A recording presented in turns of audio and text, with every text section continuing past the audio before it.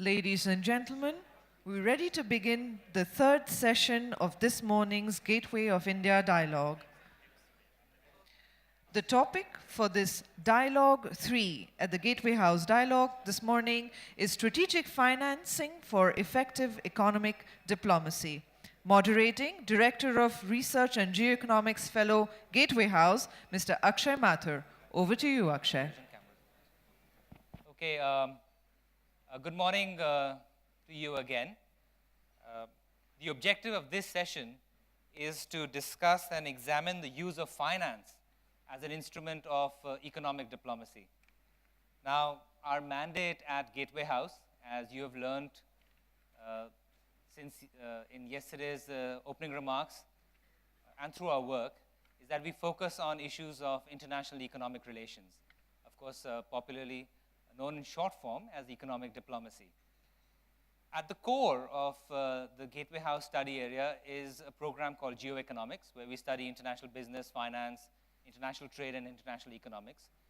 But at Gateway House, we also extend the study of economic relations to other dimensions like energy markets and the role that energy markets and price discovery plays. We extend it to the role of military-industrial complex and what is the role of producing and manufacturing defense equipment. We also study the impact of socio-economic developments on international relations. So, of course, economic diplomacy has many dimensions. Our objective in discussing economic diplomacy has been furthered and popularized now by what Prime Minister Modi is doing. Prime Minister Modi's government has put economics and commerce at the center of foreign policy. You can see the effort that is being put in attracting finance, in negotiating trade agreements. I think you saw from Foreign Secretary's speech last night on how important it is to align business and strategic objectives for our national development. And most of the focus, though, in the popular domain has remained on trade and FDI.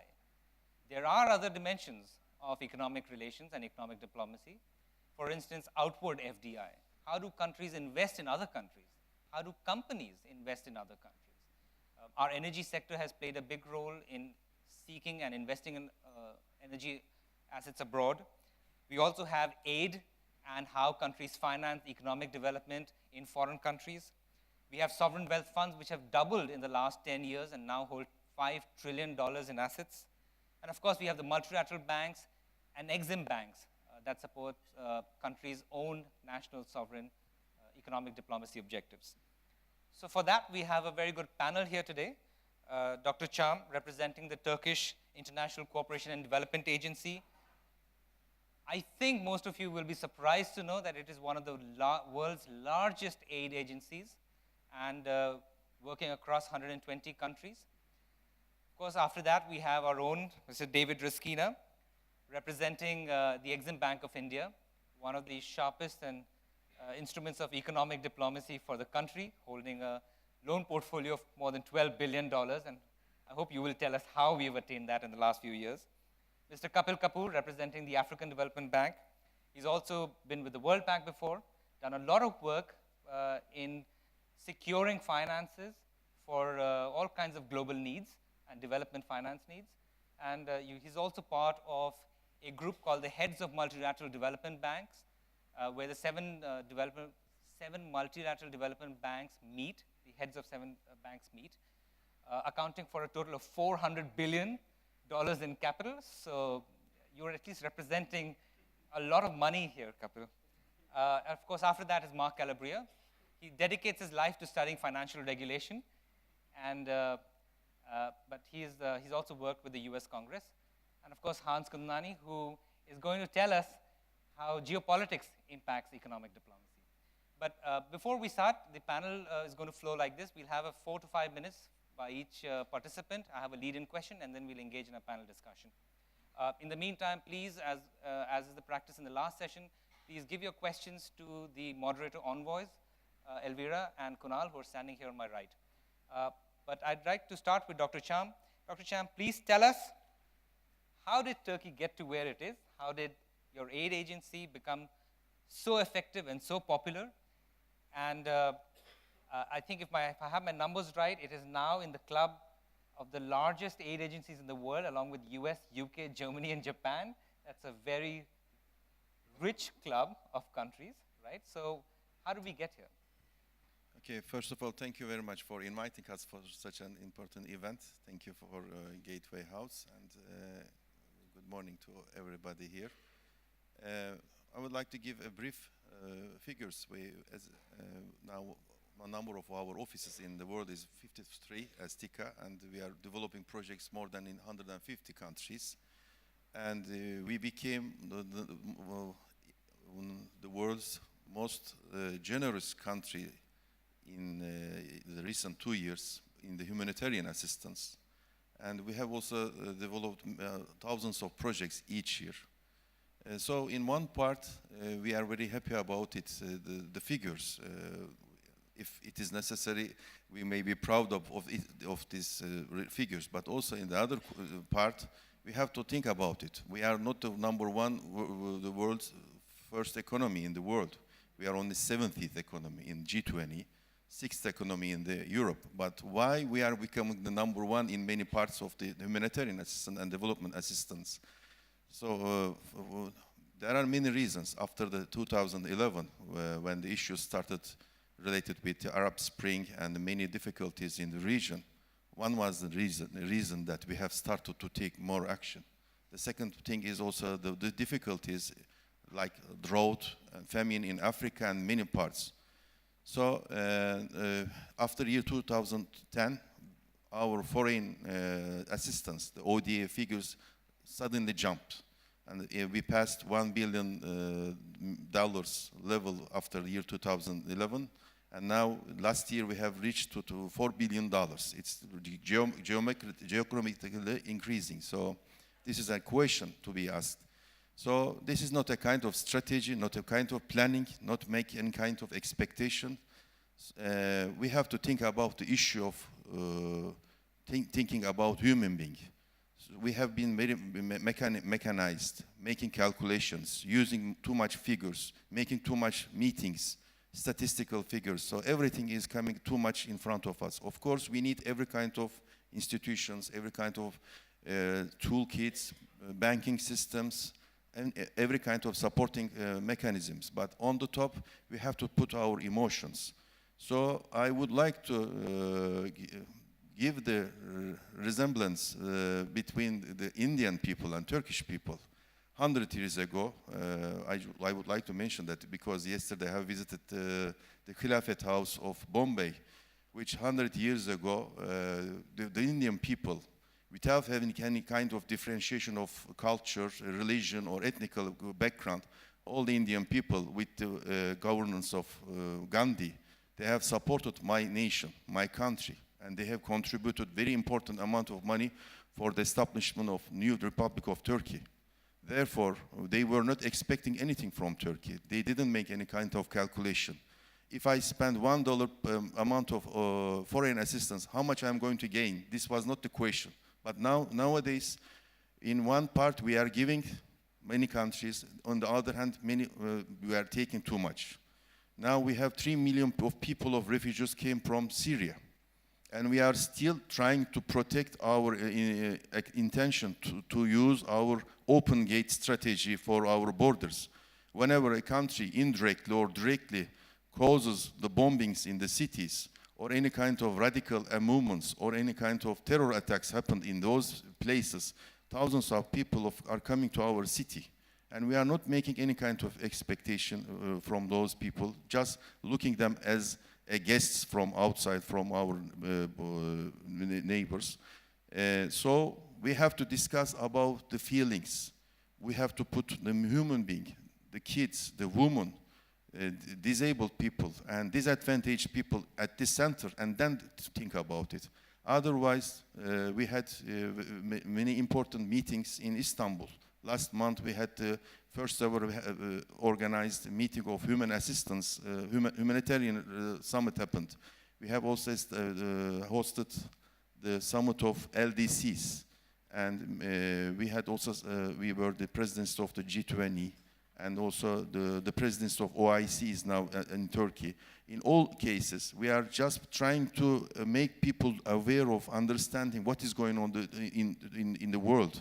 The many crises are coming.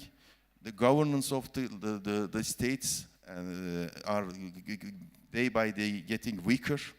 Illegal organizations are getting stronger. So no one is trying to spend their billions or millions in their banks. Billions and millions of money are placed in the banks of Western countries, not including the Islamic countries, rich countries. So everybody has to sit and think about the question, what is going on in the world? Because if we do not take necessary action, we will be facing worse problems in the future, which we should not leave these problems to our next generations. So I would like to stop for this part. Thank you. David, EXIM Bank has been growing in scale and size. $12 billion portfolio, 60 plus countries, 200 people, 300 people. How are you doing it? Thanks, Akshay. Actually, the numbers are a little more. It's probably, you've not seen our latest annual report, it's probably around $16 billion and $18 billion on size and 300 people. If you look at EXIM banks around the world, and EXIM India is no exception, they're really crisis responses. If you see the ECGD, it's not really an EXIM bank, but it was in 1990, soon after the First World War. The US EXIM Bank was in 1931, with the Great Depression pretty much going on. The EXIM banks of Japan and Korea followed the Second World War and the Korean War. So an EXIM bank, by definition, is a non-market response to a perceived market failure. The same was in the case of EXIM Bank of India in '82. You may remember, I'm probably one of the oldest people in the room here, so I can safely say that this was following the oil price shocks, which had made a huge impact on Indian project exports. So for that reason, $16 billion, is it a big amount? No, it's not a big amount. Should it become a bigger amount? I'm not quite sure. If EXIM Bank were to grow too much beyond that level, I would frankly get a little worried, because then it means that market failure has persisted to a point where the non-market intervention is now playing too large a role. So I would see EXIM Bank as holding position in this area, being a policy instrument of the government of India in terms of the lines of credit, in terms of bilateral cooperation, in terms of the other overseas assistance, the OOA, as opposed to official development assistance.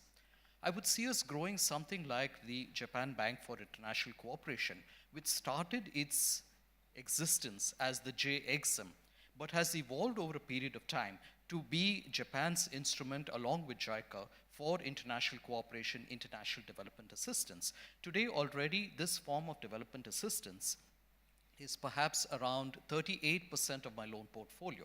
I see that growing in the years to come till it reaches closer to 45, maybe 50%, so that there would be a balance between the commercial side of the business and the government-aided side of the business.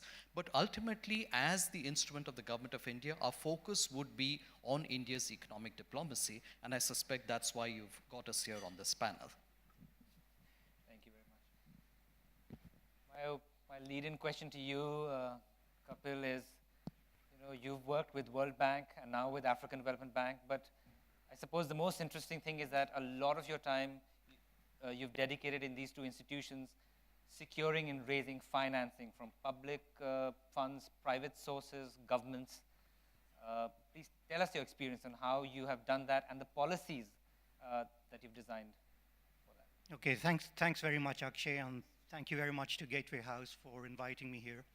I mean, the first point that I would like to make is this is a tremendously exciting time to be working on international development, international finance.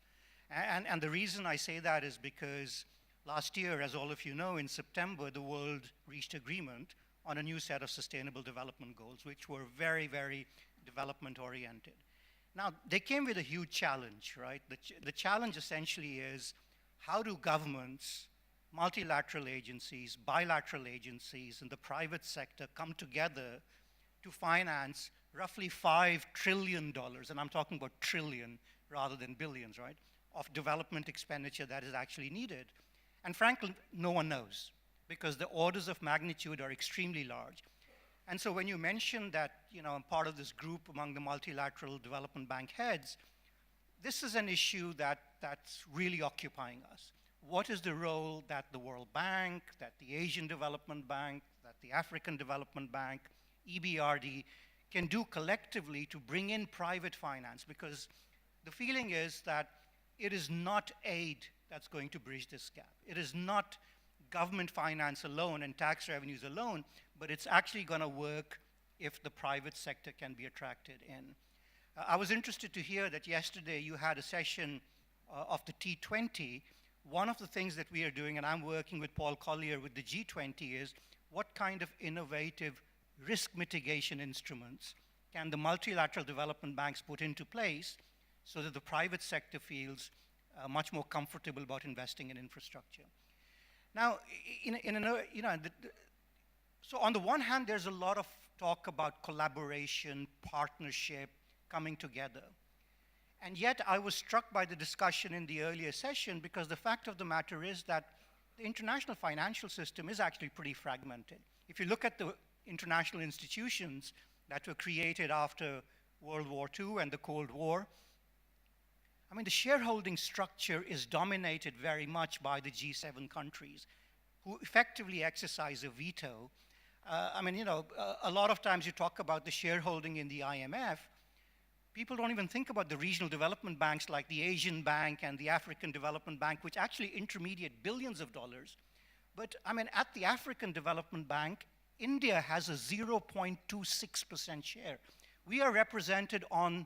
India is represented on the African Development Board by the Nordic countries. China is represented by Canada. So, I mean, the fact of the matter is that the world has moved on, but the governance of these international financial institutions hasn't changed. Now, why do I make this point? I'm making this point because effectively, what the countries then do on our boards is exercise a kind of moral suasion, if not an outright veto, on issues of real importance when it comes to development. And because you mentioned the energy sector, let me just give you an example from the African context on the energy sector. Right now, we're in the middle of a debate. The size of the energy investments needed in Africa is between 60 and 90 billion dollars a year. Right now, about 30% of Africa's population has access to energy. Now, when the agreement on COP21 was reached last year, every African country said, yes, we will go on and move towards renewables, but right now, coal is very, very important to us. We cannot meet the baseload requirements without coal. But you have a situation where on our board today, we are not able to finance any energy project that is coal-based. So what does this mean? This means that we are talking about meeting the sustainable development goals on the one hand, all this fancy talk about global collaboration, and yet the countries that veto this, Germany is about 40% of German electricity is generated from coal. Of course, they're moving away from it. But the fact of the matter today is that that's what the situation is. A quarter of the US energy is generated from coal, and we are telling the poor Mozambicans, you can't use your coal. And less than 10% of their population has access to energy. So we find, as a multilateral development bank, we find ourselves in a very challenging situation that while we're trying to mobilize financing and mobilize instruments with a lot of success, when we actually take bankable projects to our board, some of which are financed in collaboration with EXIM and others, we find this dichotomy. So hopefully we can get into a discussion about some of these political imperatives when it comes to financing development in the conversation. Thank you.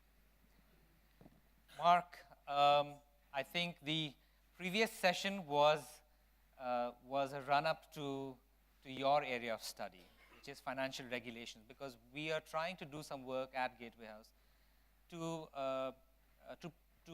describe and project how important financial regulations is in international relations. So why don't you tell us? It's absolutely critical. And I should preface my remarks because I did think that the earlier panel, particularly the keynote, was a good setup. And I found myself agreeing with much, if not most of it. And so I do want to say at the Cato Institute, we often find ourselves disagreeing with a lot of what's being put forward in Washington. So it's been interesting to me when I often hear the U.S. view. The U.S. view. It's important to emphasize there's a fair amount of diversity within the U.S. view, as I suspect there is in most countries. And so I think we push back on a number of things, and I'm going to touch on some of those. But I do want to start with a little bit of a story. I remember about 2 years ago, I was at a conference in the U.S., and the topic was financial regulation. A well-known economist, I won't give his name because I'm not going to pick on him, started out his remarks with, well, why do we regulate finance? And he gave you all the stuff, market failure was mentioned, asymmetric information, and it was mentioned, I really got my hands dirty on financial regulation working in our Senate on our banking committee for a number of years before the crisis, during the crisis. And I can say when I heard this well-known, world-famous economists give me the reasons why we regulate finance, almost none of them rang true with my own personal experience in how we regulate finance on a day-to-day basis. And this is, of course, not to say that the economics are wrong. What it is to say is that there's a whole lot of other interests that intersect, such as diplomacy, which I'm going to talk about in a second, but there's also the politics. So for instance, one example, of course, is that if you as a financial institution want to clear any sort of dollar settlement in New York, you are going to be drafted into being an instrument of U.S. foreign policy, whether you want to or not.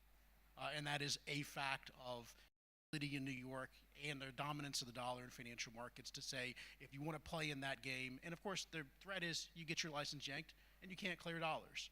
I'll go as far to say it's the view of the U.S. Treasury Department, which I think is a bit extreme, that even were you and I to engage in a dollar transaction here, that because it is a dollar transaction, it is covered by U.S. law. And so I'm very sympathetic to the keynote remarks made about the very expansive nature of the view in Washington that U.S. financial law essentially dominates the world. I think that that has a lot of downsides. I would emphasize, I think it has a lot of downsides for the U.S. as well. This isn't simply, again, the rest of the world has my sympathy, but I'll start with emphasizing, as we know and we say in the U.S., we give everybody else pieces of paper and they give us nice stuff for it, which is a great advantage to us. But we threaten that advantage if we push people away from using dollars and we push toward other currencies. So I think ultimately, as we go over the next 20, 30 years and the reserve status of the dollar declines, quite frankly, I think the party most to blame for that will be the U.S. But let me also talk about a number of other issues. When we think about export financing, when we think about development financing, some of it is addressing market failures, but you also think about many of these institutions having come out of the post-World War II. When you think about things like the Marshall Plan, that financing was a very key element in the Cold War. So in course, building those relationships, I think those relationships are very important. I think we see that now in other institutions where whether it's China building relationships in Africa, whether it's India building relationships in Turkey, that some of these instances are trying to integrate these markets. And I think that's a very positive thing. So I will certainly note this is one of those issues where I would be remiss if I didn't recognize that in Washington there's a lot of skepticism about the development of alternative forms of financing that the multilateral institutions in Washington that to some extent are EU-US based view as competitors. Now, maybe it's my lens as economist, but I like competition. I like competition and choices. Of course, you have to recognize that when these institutions are tied to governments and there may be implied guarantees, if not explicit guarantees, and a lack of market discipline, that you have to be careful about the competition. So there's a balance. You also have to worry about, sometimes these things blow it back in your face. I'll give you an example. Certainly we saw with the adoption of the euro and the integration of the euro area, all of these capital flows from the north to the south. I think it's fair to say that at the end of the day, all this, say, French-German investment in Greece probably wasn't such a good thing, but it has not brought those countries closer together. It's been a point of conflict. And the reason I raise this is certainly a number of other institutions will see investments in some places not turn out well. And if it's a case where the populations in those countries feel like that they are having austerity imposed upon them to pay off foreign creditors, that will, if anything, undermine diplomatic objectives as well. So I only raise that to say there are pluses and minuses here. There's a balance you have to get right. I do fully agree with the comment about how we try to get past the market failure and how do we develop the private financing, because again, I think in some sense the diplomatic risk is less for that. but there are there. And I'll lastly say, sometimes we often see in these institutions a sense that because there is a public purpose that we can adopt lower standards for transparency, accountability. You know, again, it's just to say that I'll always start with using the U.S. as an example of what to do, not to do sometimes. The perfect example to me is the institutions in our mortgage markets, Fannie Mae and Freddie Mac, which some people may be aware of. We let them be massively leveraged with no capital. We look the other way when they, fudge their books on their accounting, because of course we wanted everybody to be a homeowner. And I think it's important, and again, the objectives of all of these institutions are very noble, and you want to meet those objectives, but it's important also to make sure that there is accountability, that there's proper accounting standards, there's transparency to the public, because ultimately there is public money on the line. And I think you have to worry about, I tried to, the earlier moderator said we should forget about Sanders and Trump, and believe me, I've been trying for months to forget about them. But that said, we have to, the U.S. I don't think is alone in being this sort of anti-corporatist moment. And there's a lot of animosity around the world toward corporations. In some of the development lending, certainly in the U.S., and I think this is true elsewhere, feeds into this suspicion that these are just subsidies for Boeing to sell airplanes to other parts of the world. And I think you have to realize that. And so the last thing I would end with is, you have to make sure that this development financing is done in a very fair, transparent way that doesn't benefit a small number of parties. Thank you very much.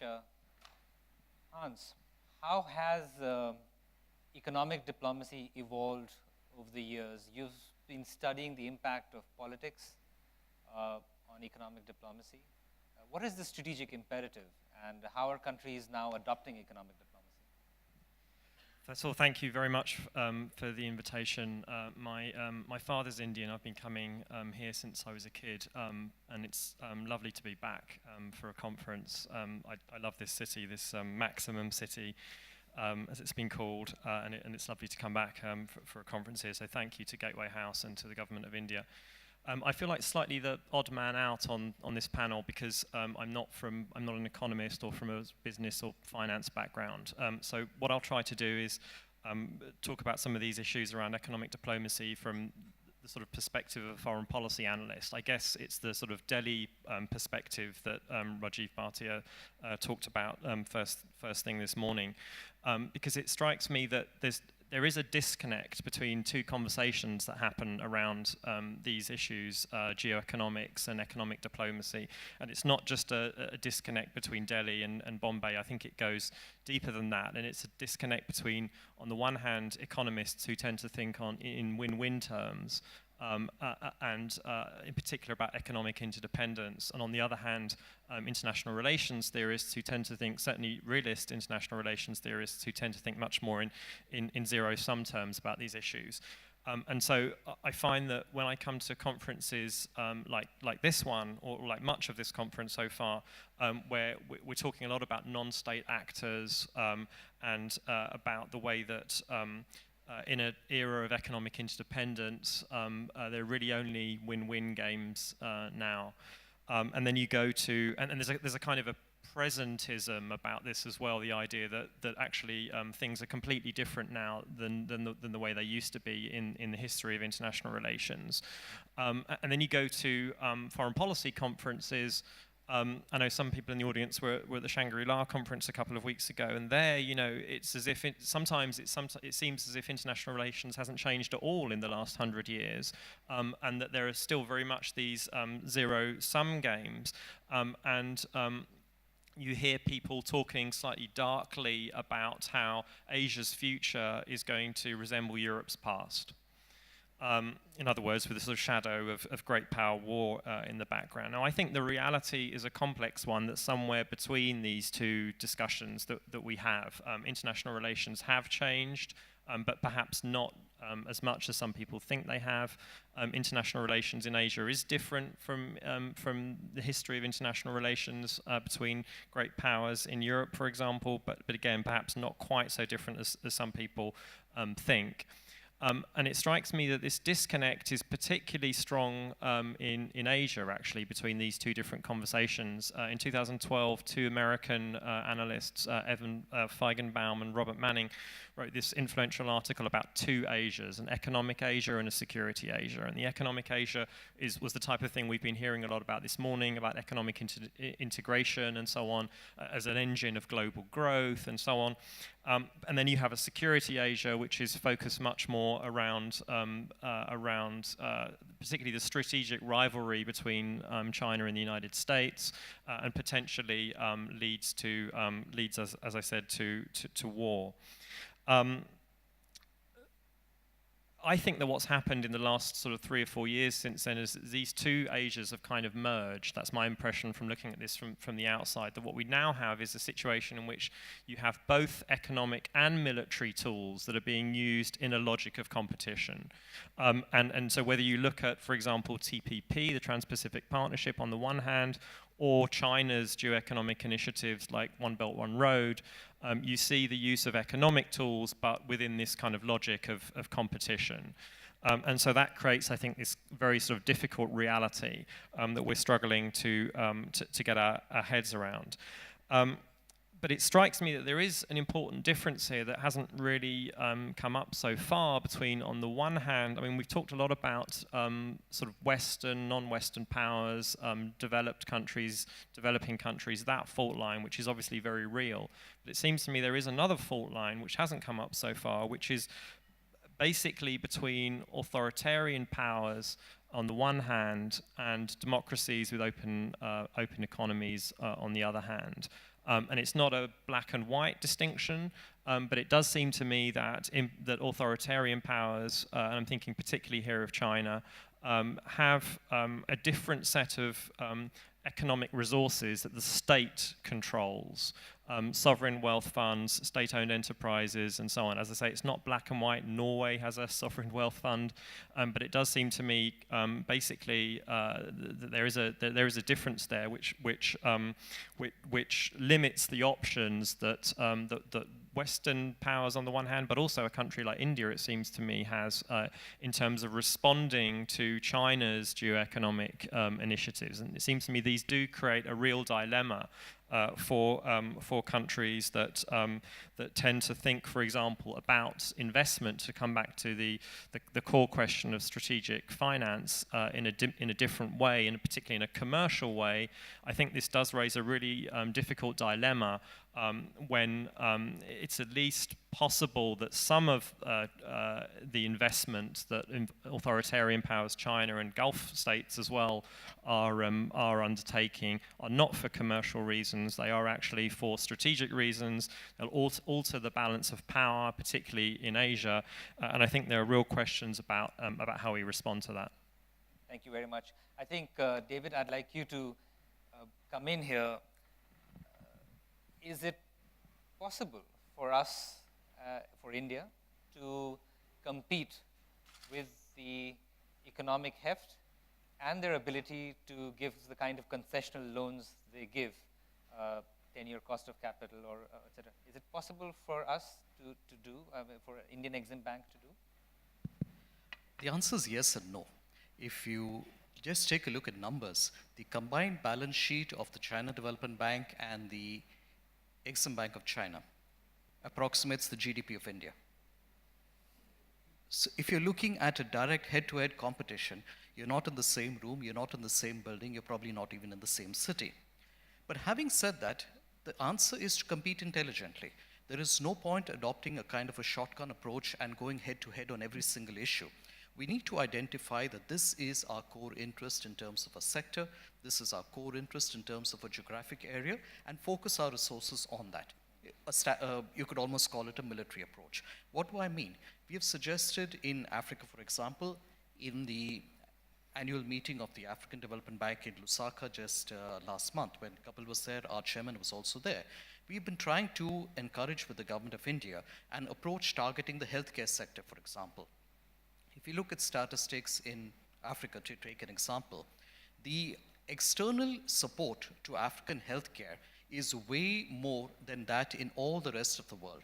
which gives you an indication of the kind of resources needed for healthcare in Africa. The impact of poor healthcare or the absence of healthcare on development has already been established. I don't need to talk about that. If we could look at setting up, let's say, a hospital network, tertiary hospitals in about 7 or 8 parts of Africa, which are reasonably well connected, you're going to address a significant part of the traffic which currently comes to India for medical tourism. And part of that funds would stay in Africa rather than coming to India. I'm not suggesting you close medical tourism. That's never going to happen. But at least the more common ailments would be tackled in that area. Now, in that area, you are going head to head, and you can win because you have the advantage of focusing in that particular area. The alternative is to, let me save that for a later question. I think you have other panelists here. Well, I just wanted to pose a similar question to you, Dr. Cham, that, you know, in many ways, Turkey is similar. Drawing comparisons is always very risky, but there are many challenges in that region, Turkey right now, geopolitical conflict, migration, refugees, and as you'd mentioned before, Turkey is not as rich a nation as some of the other countries in the world. So how does Turkey then gather the resources to do what it needs to do? China is trying to convert this aid-based approach, it seems, to a more commercial approach. But you said humanitarian goals have to take primacy. So how do you manage that? How do you reconcile the two? Of course, if you have the stability, political stability, and the reflection to the economy, you will be able to do something for others. If you do not have any kind of budgets and any kind of economic stability, it's not possible to do it. So, thanks to the government's stability, since more than governing 15 years in stability, we have many booming developments in Turkey. So we are using the extras, the advantages for the others. This is one case. The other point is that if you do too much work on the table and not go to the ground, and you just concentrate on the visibility or to do something for gaining something, then you will never gain, because aid organizations, assistance to the other countries is not a kind of toolkit for marketing, not opening a new market or for exports or investments or political advantages. These are, as I've mentioned before, has to be in a point of discussion for many countries. The world is now in a different era. Everybody is very clever, everybody is very intelligent, everybody is educated. You cannot make lies. You will look to the eyes of the people who need something, and you share your values. I would like to give a very small example, what we have done in Somalia case. In year 2011, our president on that time, he was the prime minister, has taken 3 full load of planes to Somalia, to Mogadishu, which was very dangerous, and it was very difficult to go there. I even couldn't find a plane to go before his visit. And we have hired a Russian plane to go there because no one did not accepted the insurance part of the flight and so on. And we have visited with different people from ministers, the families, MPs, NGOs, business people, and many people from film area and so on. Then he came back to Turkey and made a campaign. And in 1 month, it was the Holy Ramadan time. In 1 month, everybody has sent messages and sent money to the fund. And not only the rich people, but the poor people. And they said that this dinner, I would use my dinner, and I'm going to send messages with my mobile. So on those days, a message was costing about $2 approximately as a contribution to the budget. So it was collected $300 million. So it was a very important issue in terms of ODA system or assistance system. If you make necessary planning, if you use your assets, it is always possible to share some parts. But the issue is not, the people are not ready to share their extras. Same for LDCs. There are millions of people who are ready to be happy and to survive with the extras of many rich countries. if you are using too much luxuries and if you do not want to make some concessions, you will never manage to have the budget. So the difficulty is that the rich ones are not trying to give to others. The taxation system is saying again, in the parliaments, many countries, people are complaining about the government, saying that I am sending my tax for my own luxuries, and why you are sending this money to out abroad. So if this is the question, you will never be successful to find an extra amount for sharing with others. If the world can sit and decide, there are enough capacity to overcome all the problems in the world, because the assets are there. The world's richest continent is Africa. They don't need anything from the outside. They just need a startup budget. They need a startup system. So if you use them for themselves, not for your country or for yourself or for company, then it is possible. But when you go to the African countries, I would like to give, last week I was there, you see many modern technologies there, many instruments, 4G systems, everybody is using mobiles. On the highways, the new model of cars are imported there. So everybody is pumping money to just sell and to gain more there. So this wouldn't never make them to develop and overcome their problems. Actually, it's a perfect, Mark, can you just hold 1 second? I wanted to pose this question to Kapil because he spoke about Africa as an example, and you worked on something called Africa 50, which is a pan-Africa infrastructure fund. I don't know if you call it like a sovereign, but it's like a mega sovereign wealth fund in a way, but explain how that process was and what's the importance of something like that. I mean, the question that we're all battling with collectively is how do we leverage our balance sheets? You know, if you look at all the multilateral development banks, the investment needs are so great that our balance sheets are not big enough. And yet we know that there's money sitting out there. You know, you mentioned 5 trillion in sovereign wealth funds. It's actually gone up to 7 trillion as we speak, right? Pension funds are sitting on about $35 trillion. All of these are looking for long-term investments. And so when we created the Africa 50 Fund, the idea was, how do we create an instrument outside of the balance sheet of a multilateral development bank, but at the same time provide comfort to investors coming in that a multilateral bank will have skin in the game? Because what happens is that when we invest in infrastructure projects, governments take that investment much more seriously. So the idea is, let's take a small amount of money from our balance sheet, put it in a road project or an energy project, but then get instruments like Africa 50, which have shareholding from countries, but possibly now we're working on these sovereign wealth funds and the pension funds so that they can bring in their capital. So not just African countries. So not just Africa, it's just global, all over, investors all over. What our engagement does is buys a certain amount of policy certainty. What our engagement does is buy a certain amount of predictability. And what it does is reduces the risk that investors perceive of investing in African economies. The fact of the matter, although, is that there are studies that have been done on African infrastructure going back 15 to 20 years to say it's actually a myth. The risk perception is largely that. It's a perception. Very few of the so-called investors have burned, I mean, there have been some projects which have gone under, but by and large, the returns to African infrastructure are 15, 16, 17%.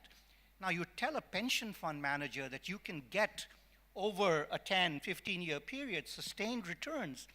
Why would they invest anywhere else? So when you mentioned Africa 50, instruments like that are being created, not just by us, but by the Asian Development Bank and by others, to try and crowd in that private finance, to see how we can then leverage our balance sheets. I think that's the name of the game going forward. I think there are actually some pension fund managers here, so maybe you guys can talk later. And if something happens, make sure you give Gateway House a fee. Mark, did you want to come in? Yeah, I was going to mention that I do think part of the conversation needs to be whether financing in the form of debt is the right solution in that alternative. So the way I think about it is kind of 3 buckets. There are a number of alternatives, especially on the humanitarian aid side, where in my opinion grants are probably the better way to go. Of course, I could say a loan that doesn't get repaid is a grant. But that said, on the lending side, but it's also important to keep in mind the difference between debt and equity financing. In a lot of instances, to me, the equity financing make a lot more sense where there's a lot of risk to it. And of course, I think Kapal mentioned earlier the weather development derivatives and other financial instruments that may hedge risk as well. But again, I just want to emphasize that we often look at this as a loan is the way to go when there really should be a variety of instruments on the table. And I worry that sometimes, certainly in the US, we've often preferred loans because the cost of such is less transparent than the cost of a grant or equity. Well, while we're on the subject of the instruments themselves, David, maybe you can help explain, EXIM is popularly known at least for the line of credit, but there are many other kinds of instruments that you're using now, including helping corporates invest abroad. And you've done project support, Riyadh Airport, is that right? Metro? And then you have lines of credit in rail in Sri Lanka and many others such. So what is the effectiveness? How are you choosing the correct instrument for your purpose? That's the dilemma, actually, and it follows from what Mark just said. I fully agree, especially if you're looking at development finance. The grant is probably the way to go, or perhaps a higher grant element is the way to go in an ideal world. But the problem is, well, we don't live in an ideal world. It's very difficult to get a political consensus or a social consensus for grant financing when in India you have more poor people than the whole of, let's say, Africa put together. So one has to go with the art of the possible, which is what politics is all about. Yes, we've done financing under lines of credit. You mentioned the Riyadh Metro. That was more by way of a commercial guarantee support. And I'm happy to have done it. It was done by Larsen & Toubro, the largest single project export ever secured by India. But if you ask me, we got a lot more satisfaction for doing some of the development projects. There is a hydropower project in Rwanda, for example, a dam on the Nyabarongo River, which is contributing just 28 megawatts of power. But 28 megawatts of power in Rwanda is probably 25% of that country's entire power requirement. Now, we've been there. I've been to that dam personally, landed at the spot, and you see in that area a large number of children. If you look at our annual report, you'll see some photographs of that. Children about this height who have never seen an electric light in their lives. For them, their day starts with the sunrise and ends at sunset, barring a few candles. Those kids can now go to school because they can study by electric light in the evenings, and that is going to lead in turn to I would say, a transformation of activity. To my mind, no offense, but that's much more important than the Riyadh Metro project. But coming back to the instrument itself, what we really need to foster is investment. A similar project which I could mention on a much higher scale in Ethiopia, where we have financed an Indian business group in setting up a denim plant. You'll ask me, why denim? Who in Ethiopia is going around wearing jeans? But the point is, they are using cotton grown in Africa. Western Africa is a source of some very high quality cotton, and much of it is organic cotton. Now, this plant in Ethiopia is going to use African grown cotton to spin the yarn out of that. It's going to dye it into denim. It's not reached the stage of making jeans yet. That's still perhaps 5 years into the future because the skills are not there. But because it is based in Africa, it is using Indian expertise, but it is using African-grown cotton. It's getting duty-free preferences and admission into the developed markets. Now, this is where you can have a win-win situation where you are using debt, probably commercial debt, but you're also using the conditions in that country and in the source country to get a win-win package for all. Is it ideal? No. Is it practical? Probably yes.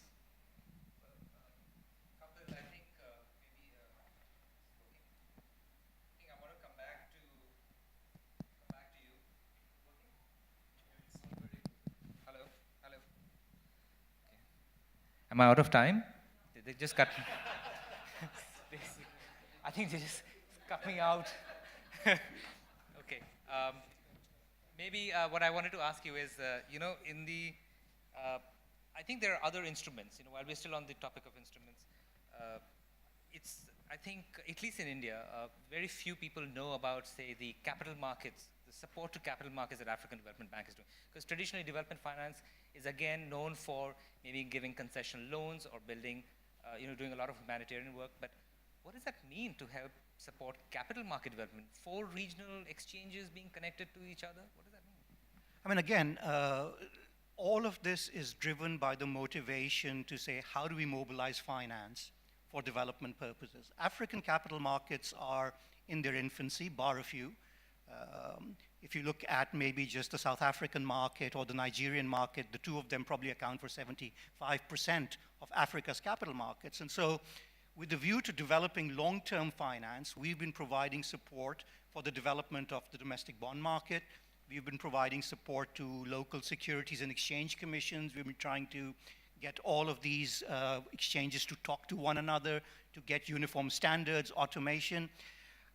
But the fact of the matter is that over the next decade, despite our best efforts at doing this, the scale of financing will not be what we would like to see it to meet these financing needs. So yes, we launch bonds in the local market. We've done bonds in Tanzanian shillings, in South African rand, and so forth, and we use those to make local payments. But the real needs are significantly larger than the capacity of local financial systems. And so we're now looking at ways in which we can try and mobilize global finance and say, we would like to come in and let's look at the mix of instruments. So it doesn't have to be debt. But there is a small role for debt. I mean, one of the biggest challenges we face is the pipeline of bankable projects. And money is seldom available for project preparation. So the question is, how, if you go to an investor and ask for money for project preparation, you're going to get laughed out of town. So there is a natural role. There is a role for debt at certain stages of the project cycle, particularly for project preparation. Once the project reaches a certain stage and reaches bankability, that's when you can try and attract investors outside to try and say, okay, now you take it over and take it to the next stage. So we are looking at a combination of things. At what stage in the project cycle should we make use of debt instruments? When does equity make most sense? When do we try and bring in investors from outside? What is the role of domestic capital markets? But I just also want to go back to a point that was made earlier. It is not about just competition with China, and I hear that all the time. The fact of the matter is that there is a lot of areas in which India has a comparative advantage, and that's what you can try and exploit. One initiative that we've launched is a Jobs for Youth in Africa initiative. Africa creates only about 3 million jobs a year, needs to create 11 million jobs a year. Now, there's a gap of 8 million jobs.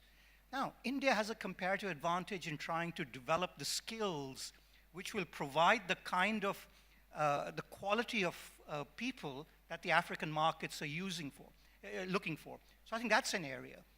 Africa is a net importer of food, despite the fact that it has the world's largest supply of arable land. The history of the Green Revolution in this country is something that Africans would love to learn from. So take advantage of the various opportunities that exist, but don't always think in terms of the competition part of it, because there's plenty of business to go around. Okay, fair enough. Mark, $50 trillion that are sitting somewhere around the world in investable finance, but we don't have the regulation or the right rating methodologies, maybe to Oh, I said something so important. Nobody heard it? $50 trillion worth of assets and capital sitting around the world, pension funds, sovereign wealth funds, but still, G20 has been discussing channeling long-term savings into infrastructure forever. But rating agencies, rating methodologies, regulations still not supporting it. How do we get that money? Well, this does go back to, I guess at the beginning I was somewhat dismissive of the typical economic explanation, but as we economists would say, asymmetric information, or that lack of information, does actually matter in many contexts. And I think it gets to the point that Kapoor is making about the capacity building. So for instance, we know in a number of countries that there simply is not a credit background for the individual. And so we spent decades in the US, of course, creating credit rating agencies, both for corporations as well as individuals. So I think something like 80% of the American public has a FICO score. And I think most of them are happy with it. Of course, a number are not. But the point being is you have something where you can rate and you can take that risk and you can develop a model. How do you reproduce that? And I actually think this is where digital technology is going to come in. When the US developed its model of essentially trying to rate individuals, I mean, this was in a paper world.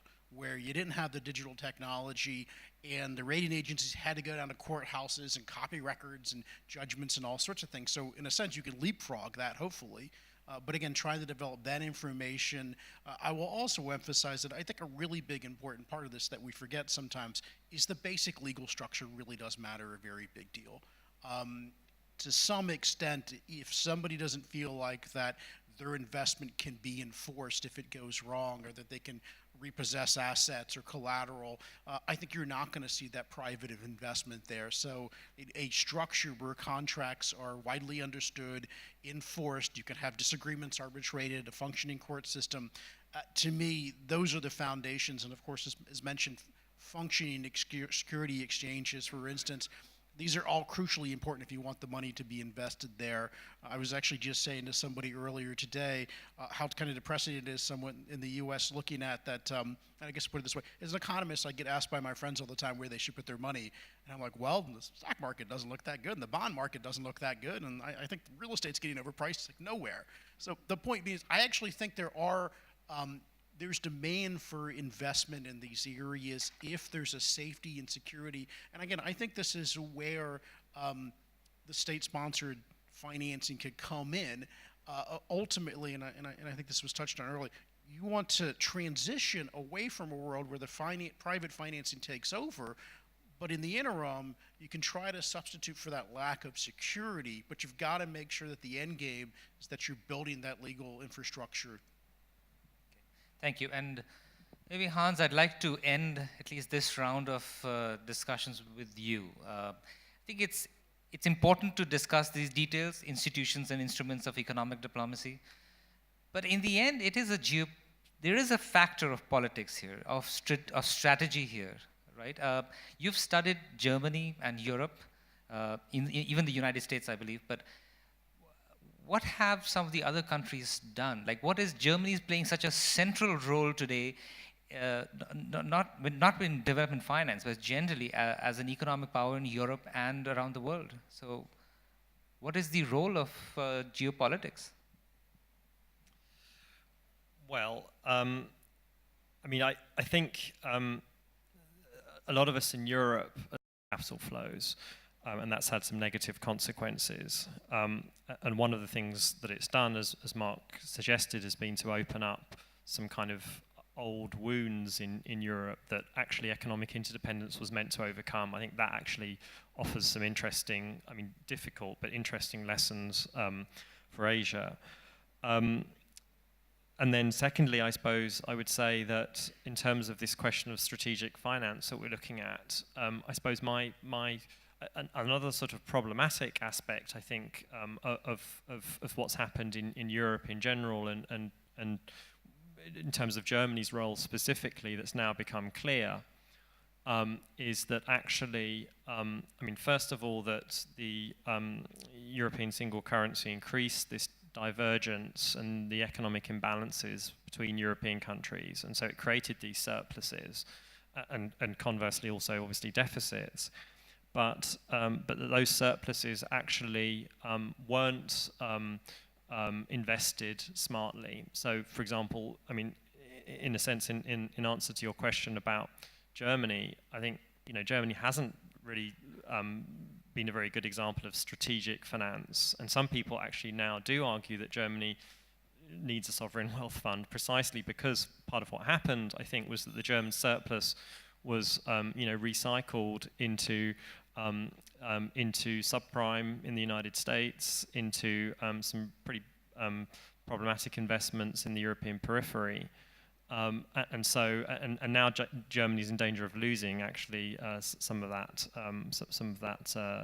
investment. So overall, I would say there are some lessons, but they're sort of negative lessons rather than positive lessons for others to follow.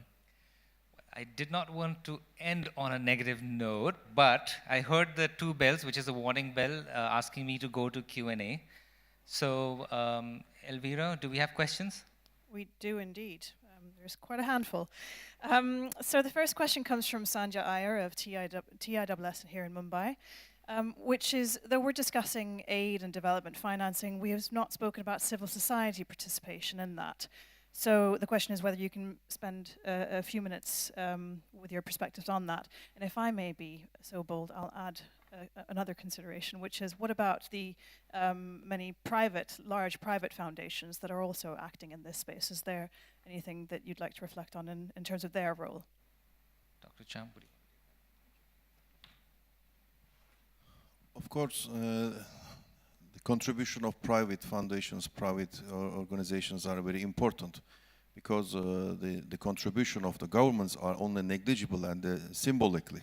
So as I said previously, it has to be as a startup position. So one thing I would like to give is would like to give is a Somalia case. We as government, we have spent more than $500 million for recovery and increasing the stability and the capacity of the government of Somalia. Then some companies came to there to run the business in the port. And the important thing is that in one part we are increasing the capacity of the recipient countries' capacity. The other part, the economy is running and increasing by this contribution of the private sector. So with the increase of the capacity of the tax collection, the Turkish private company who was running the business of the port administration has managed to bring approximately the 50% of the income of the Somali government.